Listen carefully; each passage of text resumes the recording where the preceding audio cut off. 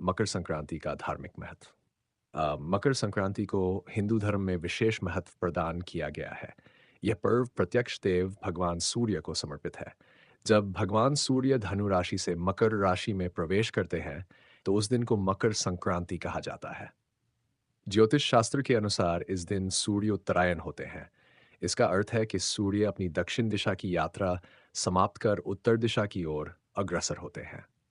उत्तरायण काल को अत्यंत शुभ माना गया है।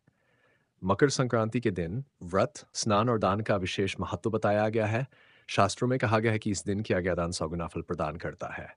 इसी कारण मकर संक्रांति के अवसर का दान विशेष रूप से किया जाता है।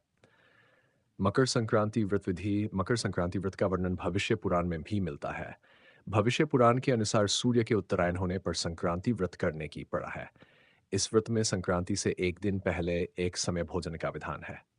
संक्रांति के दिन तेल और तिल मिश्रित जल से स्नान करना चाहिए।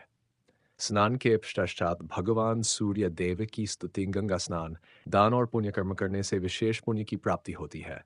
ऐसा माना जाता है कि इससे मोक्ष की प्राप्ति होती है। संक्रांति के पावन अवसर पर पितरों का तर्पण और ध्यान करना अत्यंत फलदायी माना गया है। और संक्रांति की पौराणिक कथाएं।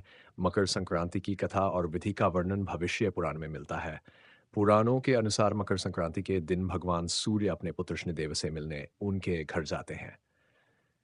क्योंकि शनि मकर राशि के स्वामी, इसलिए इस पर्व को मकर संक्रांति कहा जाता है। महाभारत से जुड़ी कथा।